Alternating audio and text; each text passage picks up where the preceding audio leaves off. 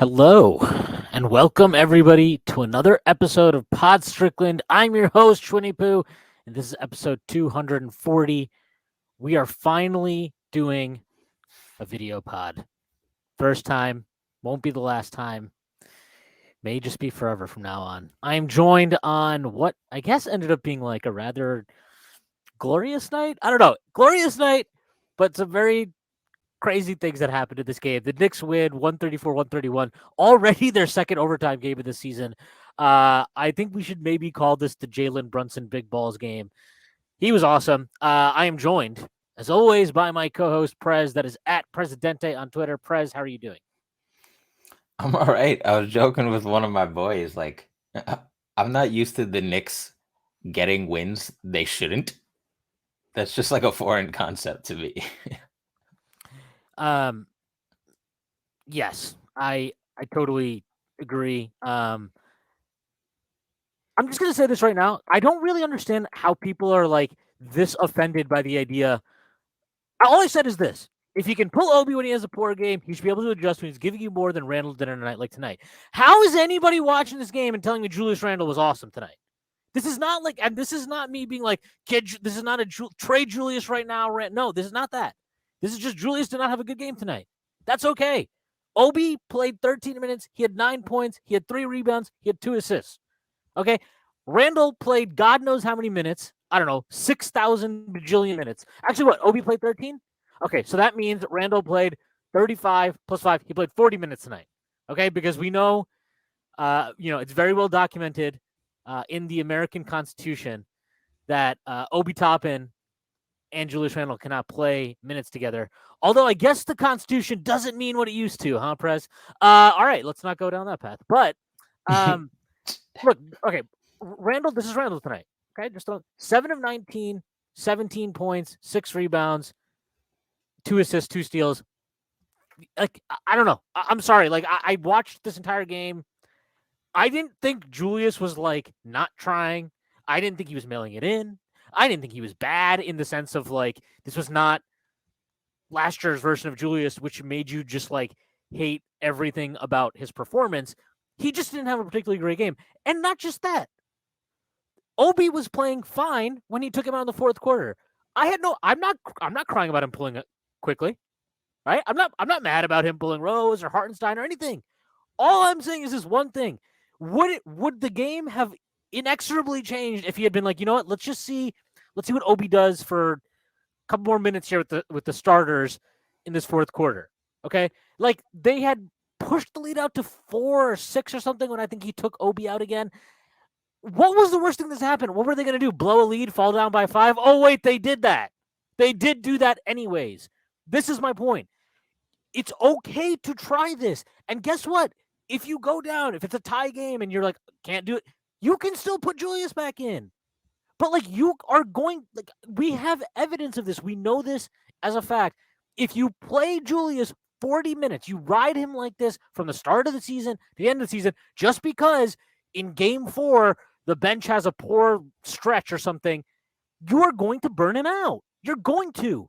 So this is why it is so dumb. Like, yes, I want to bank wins early.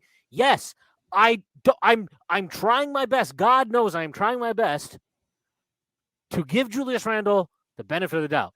And I'm not mad at Julius tonight. Do I think he did things poorly? Do I think he could have done some stuff better? Yeah, absolutely, especially in the fourth quarter, which we'll talk about.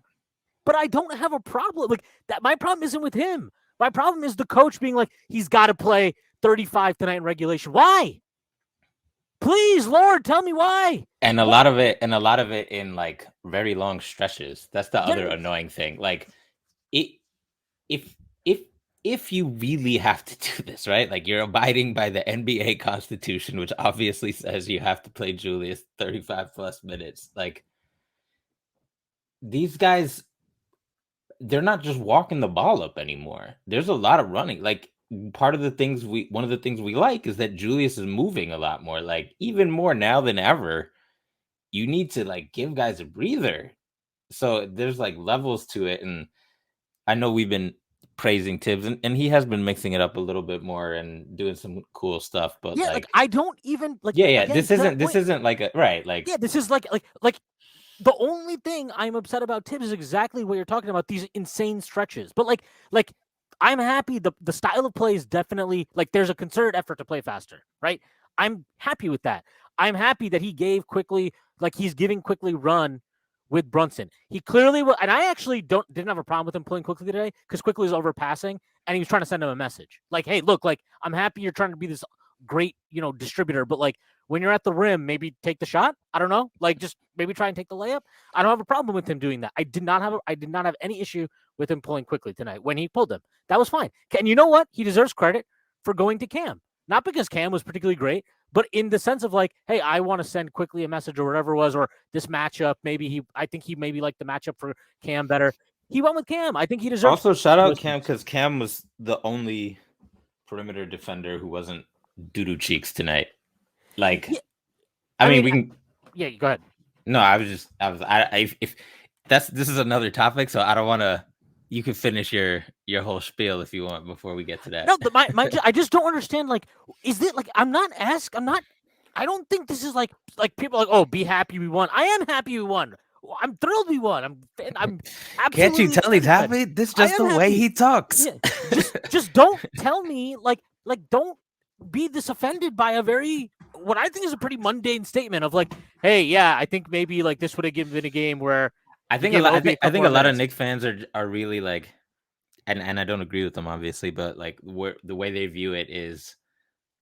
We already have this version of Julius that's like way more than any have expected. So like, don't be greedy, Schwinn. But again, this is the whole point. It's not about Julius here. It's about Tibbs. Well, and it's also like for example, right? So if we want to say, oh, Julius has better shot creation, fine. Were we relying on Julius's shot creation in the fourth quarter? Because it didn't look like it to me. To me, it looked like what we were doing is having him on the opposite side from Brunson, and then when the Hornets would like trap him, he would swing it to Randall, and then Randall would like try to do some weird dribble thing on PJ, which literally, I want to point this out, it did not work once, except for in overtime when it worked at a time in the game where I nearly wanted to. I would have been screaming at Jalen Brunson to not, if I was at MSG, I'd be like, do not give up the ball, please, for the love of God. So thankfully, Randall made that shot. I'm happy he made that shot. Also, I will say one thing. Like, I don't mind, like, Randall as the weak side release attack guy. Like, in my Randall thing that I wrote a while back at the end of the offseason, that's the one where you declared your undying love for him. Yeah, and then said, I have no faith in him at the very end after writing about my love for him for 5,000 words, which is why Rafael Barlow came on the pod and was like, you don't love Randall. Stop bullshitting me. I should get a clip of that. But no, like, to me, him attacking in space like that off of someone else's creation is different from like elbow jerk off shit that we saw. But your point is really well taken. Like, he wasn't the number one central focus, and even separate from all of that, it's just like Obi's playing really well, and he's not like he's a big boy now. Like, I didn't even think. I'll be honest. I don't even think Obi played amazing or anything. But it's like, what would have been better? Okay, would it have been better to have Randall's shot creation in that weak side spot, or would it have been better to have somebody who was 3 of 4 from 3 tonight? And that shot would have been a wide open 3 effectively. Yeah, I don't think Tibbs or me, frankly, really like thinks Obi is a meaningfully better shooter. I think he's a meaningfully more comfortable shooter. Like, if you're just talking about catching a swing pass and going up to shoot, way more comfortable doing that, way more natural doing it. Like, and this is, like, Randall actually deserves credit for, like, you can actually see him trying. Like, he's trying to be like more natural about like, oh, I'm open from 3. I should just catch this and shoot it. Yeah, he really loves like catching and sidestepping and like stuff like that for no reason. Yeah. Yeah. So I like whatever. I don't want to like. I really want to be clear. I'm not trying to kill Randall here at all. I don't think we don't like guys can. There's a difference between being whatever he was last year versus just having a bad game. He just had a bad game tonight. It happens. A lot of people had bad games tonight. We're going to talk about it. But before we get started, 10 minutes in this pod. I do have to make an announcement that the Strickland does have a Patreon. You can subscribe to it. There are a number of tiers. There's a $6 tier that gets you access to this pod Strickland, every Friday that I do with Prez in full. You also get access to the mailbag that comes out every other week, hosted by Drew Steele, aka Doug, and now has Dallas Amico on it, the infamous Dalbutt. You also get access to the Strickland Discord, where the conversation never stops, and it certainly will not stop on a night like tonight. There are further tiers. There's a $9 tier that gets you access to Strickland Roll, where I rant and rave about the Knicks even more. As now you can see visually. You can visually see me doing this. You also get access to wonderful weekly articles by Jack Huntley and Matthew Miranda, two of the best in the business. There are further tiers. There's a $15 tier, $30 tier, $50 tier, $100 tier. Those come with a variety of additional benefits, like listening in on pod recordings, merchandise discounts, and even potentially co-hosting a podcast alongside yours truly one day, whether you choose to subscribe or not. None of this would be possible without you. So, without further ado, let's get actually started now on things that are not just me ranting and raving about things that make me mad. That entire thing, I was like, I didn't think I tweeted something that was like some. You got to remember, people interpret anything you say that's not like glorious praise about Randall in the worst light possible. You specifically, and you've given them some reason for that. Yeah, but like I feel like I've been actively I have barely said anything about him this season because I'm trying. Like I said, 2 months, good or bad, I'm giving him the 2 months. People got to adjust to this concept that like relatively silent Schwinn is like tacit endorsement. That's new, all right? That's new. No, even if he plays bad, I'm not going to kill him. Like I could kill him for a lot of things tonight, but I'm not going to because, like I said, like for me right now, all I want to see is do this, like all the effort, all of the good, nice little small teammate stuff. Just do that for 2 months. If you do that for 2 months, I'm in. I'm good. Because if he does that for 2 months, his production's probably going to be pretty good. We're probably going to be a pretty good team. Probably going to be winning a bunch of games. So, like, it's all part of it. It's just, we can be concerned about things even after victory. That's all. We can't put this off any longer. We just need to talk about Jalen Brunson. He was awesome tonight. He's clearly the Knicks' best player. I think his jersey to Prez is in the mail. Believe that. As soon as that city jersey went on sale after the Magic came out, I got the notification. There was a cool thing they did where like if you like this post, then you get the notification as soon as it's on sale. So immediately bought that shit, and this is why his game is just like he's just so unique. I was DMing Dallas through the game about this because you were DMing me, and I'm not checking DMs during games. I tweet some stuff and that's it. And I was just DM you were just sending me like I was like reading it after because I was reading all the messages backwards, and then at the top I get to and you're just like, oh, just jotting down notes in here for the pod because like while I'm reading, like scrolling up to where you started sending me messages, I'm just like, what the hell is this? Like, it's like not complete sentences. Yeah. Oh, opponent free throws, leak outs on. I'm like, what? The Knicks finally broke him. Even though we're undefeated, it happened. The stress was too much. No, you know what almost did break me though. Before we get into Jalen Brunson heroics, fucking league pass. NBA, fuck you for like I didn't think I wasn't even gonna buy it this year, but I heard that it was nice on different apps, and I actually used the free trial on my computer and my phone early in the season and preseason, and I liked it. I was like, okay, this is good. It can't be that bad on PlayStation 5. Wrong. Zero functionality. You literally can't watch a live game right now on PS5, and they're working on it, whatever the fuck that means. And then I don't know if it was my internet or League Pass. I'm going to assume it's League Pass because everything else in my house was fine. Like, as the game went further along, it just kept lagging more and more to the point that I just stopped checking my group chats because I was at like 4 minutes left in the fourth and my friends were at 1 minute left. So I was just commenting on shit way behind, and it was so stupid. And it's like every play there was a fucking lag. And then somebody else hit me on Twitter and told me that they had transferred it, I guess on the design or maintenance or whatever to Microsoft. And nobody can't tell me this is not a Microsoft ploy to just give Sony like a big fucking middle finger in the console wars. That's my conspiracy theory, and I'm sticking with it. So fuck you, League Pass, even though that's it. My money's already been transferred to you. And fuck you, Microsoft. Please fix this for PlayStation. It's so bad. Okay.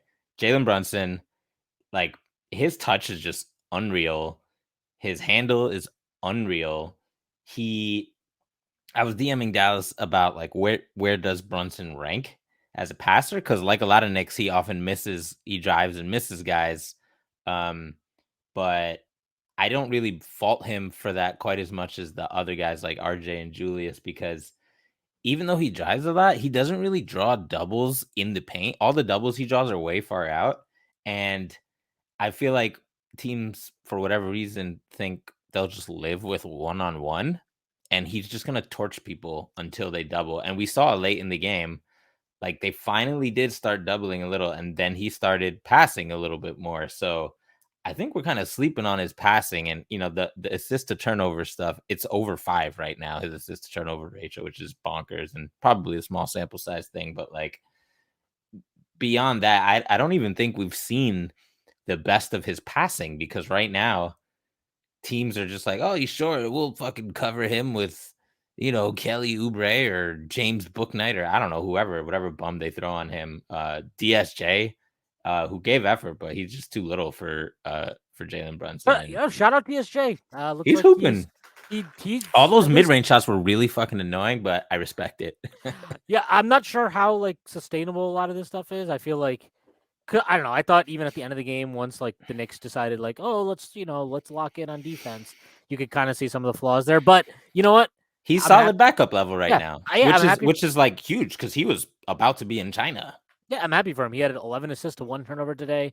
You could just competed see him on defense. Yeah, he competed on defense. It's Brunson's a tough cover. Brunson gave him work. It's fine. It happens. But yeah, look, he had a good game. So yeah, just shout out to him. I've enjoyed clowning on him throughout his career, but it's actually nice to just see like a guy who looked like he was on his way to China. Just I don't know what the hell happened, but good for him. Really, I mean that genuinely. Long-time press son, long-time listeners know I spilled many words back in the posting and toasting days. Not your son anymore. It's fine. You gave him up. No, he's my son who I lost contact with, and now we reconnected in a very heartwarming way. So you're that dad, huh? Yeah, you're hooping now? Oh yeah. I always loved you, Dennis. I'm glad you found your way in life. Yeah. All right. now find Please my share bank your account. wealth. Right. Yeah. Now find my bank account, kid. Exactly. But no, he was outstanding. Like it was just big shot after big shot, and he began taking the pull-up threes, and it was everything. It was the pull-up threes, the free throws, the fucking floaters, bank shots, the passing. Like he had he had a nice chemistry, and it's a couple games now with Randall where Randall's actually being a role man, and he's not gonna be some super duper pick and roll maestro because he's only 6 feet tall, but he knows how to throw it the simple pocket to Randall, who's doing the short roll, and that pays a lot of dividends now that Randall's like, okay, if I catch the short roll, my main goals are floater or wrecking ball and not like 18 jab steps. So he's doing the damn thing. And I, for one, well, before we get to the next thing I was going to say, I'll stop there in case you want to talk more about Brunson. No, keep talking. No, I was just going to say, I just can't wait to see him with fucking Quentin Grimes. Fournier, I love you. I need you to just leave forever. Like, this is the saddest part about it. It's not like, even on the possessions where he gives lots of effort and he's like, all right, I'm going to use all my energy, it just doesn't fucking matter. It's either a foul or a blow by. It's unsustainable. You're the only person in the world that's surprised by this. I'm not surprised by it. I'm just sad. He's not going to be good off the bench. Or sorry, he's not going to be good as a starter, and I don't want him off the bench at this point. I'm happy that Cam is there. I don't I think I'm happy. I'm actually very happy Cam closed the game today. I thought he made more than a few really good plays, I thought, down the stretch of this game.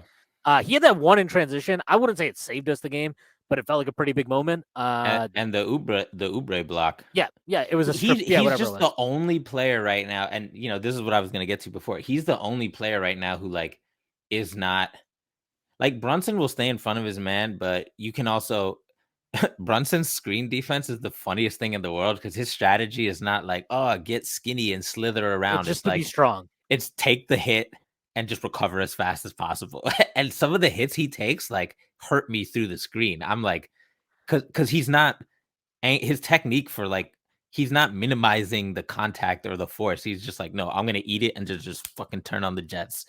And I'm like, dude, like you should have several dislocated shoulders by now. I don't know if that's ever happened to him in a game, but Cam on the other hand is actually like, well, IQ is actually fantastic at screen navigation compared to last season as well.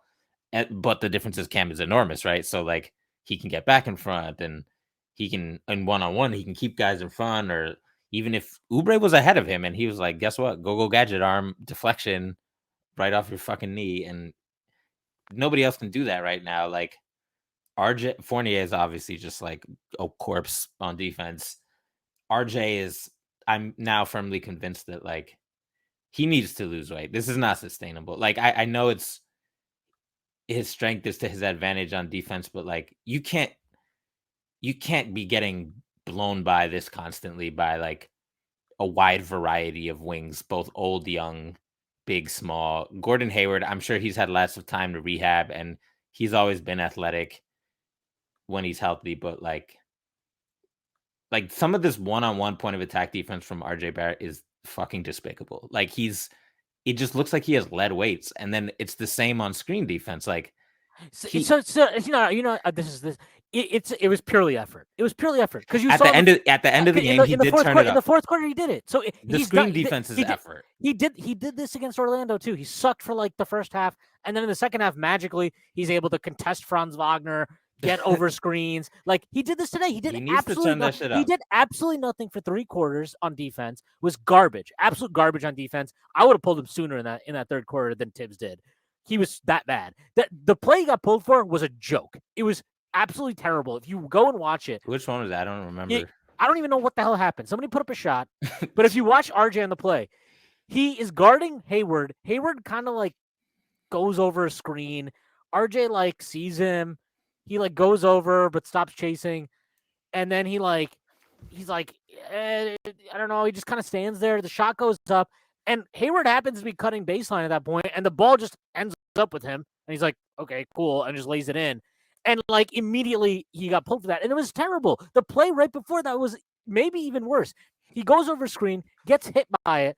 And, like, I'm not joking. This was, like, it took him, like, he just stood there after he got hit by the screen for, like, 5 seconds gathering himself before he, brings it upon himself to get over to Gordon Hayward. Then he gets to Hayward and he gets back cut immediately for a layup or something. It was terrible. But then fourth quarter comes around, he comes back in the game. Tibbs probably said something to him on the bench. God knows what he said. But like all of a sudden, magically, now Gordon Hayward can't do anything against screens because RJ Barrett magically is getting over screens. He's recovering to get in front of him. He's got his hand up. He's got good positioning. He's got good. So it's just like, dude, I understand he's in his feelings right now about like I want my offensive touches and like him and Randall need to cut that shit out because Randall does the same shit. Like Randall, like he does this thing. Randall's version of that is like Randall's version of that exactly what he was doing at the end of the game, where he would like I don't know if that was a design. He just goes into no man's land. Yeah, he goes to the top in of the Dallas. game. In Dallas's video, he covered like part of it is. It's a combination of Randall's horrible instincts, lazy effort, and then Tibbs' like overhelping scheme, and it's just like a perfect storm of awfulness. No, but the defense is one thing, but like offensively, I'm talking about these guys. I'm talking about the defense. Hold on, real quick. So like, the thing he did this a ton versus Detroit and Orlando, but like they weren't they were fake competitive at different points in the game, right? It wasn't really competitive, and Randall does this thing where when he's the weak side defender, he just doesn't contest, or he doesn't put his hands up, or he doesn't jump. And it's so annoying because you don't have hops like that, but like you're still 6'9", dude. You can possibly alter the shot. And Yeah, we shouldn't have been. It shouldn't have been a close game. Maybe they got unsustainably hot and were hitting weird shots, and Theo Maladon all of a sudden was like Chris Paul. But like, bruh, like that shit adds up. Or you do that shit in the first 3 quarters, then all of a sudden you're in fucking overtime because you gave you didn't provide weak side protection, and that's the kind of shit that like Obi will never do, right? Like Obi is actually a plus weak side help defender when he comes to swap people shit. And I think RJ and I think RJ and Julius have not given good effort, combined with getting very comfortable with Mitch cleaning up, combined with just guys going past our guards a lot, have just it's compounded it, and it's so weird. And I'm really interested to see if RJ and Julius bullshit from the beginning of the game versus a team they respect, because it's very clear they didn't respect the Pistons, Magic, or Hornets. No, why would it change? They didn't do anything against Memphis either. They were terrible against Memphis to start the game. Yeah. So like, and I don't think to me, Randall's effort is different. Like Randall's effort issues are different than RJ's because they're not like to me, his issues are mostly just lack of concentration or poor discipline. Yes, Randall. Yeah. Poor discipline, poor recognition of where he needs to be, what he needs to do. I can't believe. Hey, anybody that thinks I hate Julius Randle and I'm being super unfair to him, record this part of it. I actually am way more comfortable with whatever his issues are right now on defense. Like, I don't even think they're close to what RJ's are. I think RJ's in his feelings. I think RJ's letting offensive struggles get into his head on defense. I also think they're getting into his head on offense. We'll talk about that too. And it's exacerbated because he's matched up against the best perimeter player in each game. But he wasn't today. He was not today. He was on Hayward. Hayward sucked ass today. As soon as I know. But I'm saying on the Hornets, like Hayward is the best perimeter player. Was he? Dennis Smith Jr. looked a lot better to me than today. He was today, but like Hayward is the best perimeter player aside from I think he might just be washed. He's like, as soon as RJ tried, he couldn't do anything. He couldn't go anywhere. He couldn't get any separation. That floater he put up at the end of regulation was the ugliest thing I've seen in a long time. He might be getting washed. There were multiple times. There were multiple times in this game he had chances to put up pull-up threes. A year ago he puts them up. Today he didn't want to touch it. I don't think he has any lift anymore on pull-ups. I don't think he has much game at all. If he gets a wide open runway to put up a pull-up jumper, he'll do it. Any single time RJ Barrett was like near him or anybody was near him, he didn't look like he wanted to have it. I think he sucks now. So I'm not even giving RJ that excuse today. He just was terrible today on defense. He didn't compete. He got back cut like 7,000 times. It wasn't an excuse. I'm just saying, like, like there was a time in his career where he took pride in these matchups, and now he's just like acting like it's beneath him. That's what it is. But it's also BS because he's acting like it's beneath him. But you can also tell offensively, like he wants to get like, I need to get 25 points. I need to get my shots up right now. And it's like, shut up. Like, I don't care about this, man. Just like he is overcomplicating everything right now. He's trying every play, every time he gets the ball, it feels like he's trying to prove he's worth $108 million. Like, you want to know how you can be worth $108 million? How about next time you drive, you kick it out to one of your open fucking teammates? How about that? Do that a few times. Do that a couple 6, 7, 8 times. Then you know what? I'll be sitting there like, wow, this is great. This is exactly what we paid for. If I got to watch this guy on a fast break today, okay? Dennis Smith Jr., last man back. That's it. He's the only guy at the rim. What would you do, Prez, if you were 6'6" and built like a brick shithouse? What are you doing there? You get in the way. I am just barreling through this guy at the rim. I thought you meant DSJ on a break. He is going at DSJ on a break. What are you doing? Oh, yeah. You go through him. What did he do? No, he tried this idiotic Euro step, which I'm sure that Dennis Smith Jr. was praying he would do, sitting on it, goes up with his right. I don't know if DSJ got a piece of it or just distracted him enough. Misses a bunny. Hornets are off the other way. I think they made the shot. I don't even remember because I was just so pissed about him missing this layup. Then he missed another layup later in the game. He gets the offensive rebound. Like he's slashing through. He's going up for a righty layup. You got to make that shot. I'm sorry. Like, and if you're not going to make it, one, you should get criticism for it. And two, like, The fact that you are not you're missing open shooters on drives, that needs to be called out. Like he, to me today, is as disappointed as I've been in RJ Barrett in a long time. Like I was beyond disappointed with his performance today, mostly because it gave me flashbacks to some of his horrible first month games last year, specifically against the Hornets too. I don't know if you remember this. Gordon Hayward absolutely bodied him in Charlotte one game. And like that's why I was like at least happy that as soon as he came back into the fourth quarter, he's like, okay, like fine, I'll try, I'll do my job. And all of a sudden, magically, Gordon Hayward was, I don't even know if he scored a point after that. But like, I'm so over this stuff. Just like you don't need to be. First of all, you got paid 4 years, $108 million. I want to let you in on a little secret. That is not max player money. It's not anywhere near max player money. You are not getting paid to be a star. If you become a star, that'd be fantastic. But for right now, I need you to do the things that are easy. And he's not doing the things that are easy. It is easy to see Evan Fournier wide open in the corner and kick it to him on the drive. It is easy to not force shots at the rim when you have a terrible angle. It is easy to try hard on defense and not get back cut. These are things that are under your control. It is easy to kick out to shooters when you collapse the defense. These are not hard things, and we know he has the ability to do every single one of those things. It is about, do you care enough in this moment to do that, or are you so focused on trying to prove your worth and establish yourself in like the NBA hierarchy, whatever the hell is going on in his head? I don't know. Okay, I don't want to get it. I don't care. I want to know.